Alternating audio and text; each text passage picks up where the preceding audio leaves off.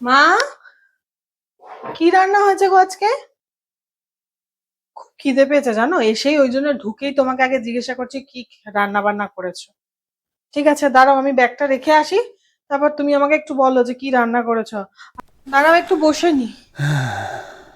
কি ব্যাপার বলো তো, তোমাকে দেখে তো আমার অন্যরকম লাগছে। ব্যাগটা রাখি, দাঁড়াও। বাবা, অস্থির লাগছে জানো। দাও দাও, আগে খেতে দাও, আর পারছি না গো, আগে খাবারটা দাও। হ্যাঁ হ্যাঁ, বস বস, মানে বস। আজকে তোকে আমি খাইয়ে দেবো, হ্যাঁ।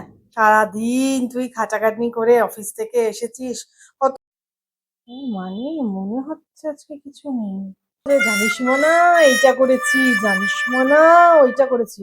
আজকে কোনো সারা শব্দ নেই, কি ব্যাপার বল?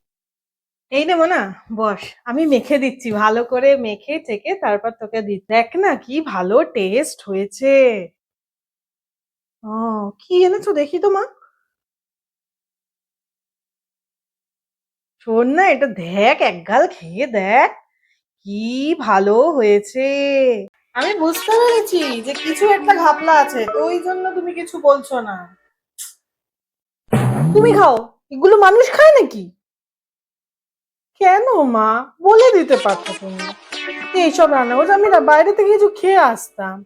এগুলো কি, ভেন্ডি দিয়ে আলু দিয়ে তরকারি, ইস রাম, আর ভালো লাগে না। আর ভালো লাগে না, ভালো লাগে না মা।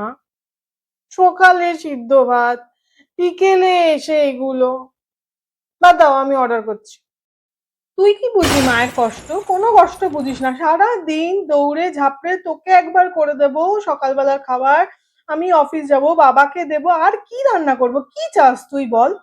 রোজ রোজ রোজ তোর জন্য কি পোলাও মাংস বানাবো বলতো? বুঝবি বুঝবি, একদিন বুঝবি। নিজে মা হয়, এই যে মাকে এত কষ্ট দিস তো, খাবার নিয়ে রোজ তোর এত অশান্তি। বুঝতে পারবি সেই দিন, বুঝবি যেদিন মা হবি সেই দিন বুঝবি, তোর সন্তান যেদিন এমনি করবে সেই দিন বুঝবি।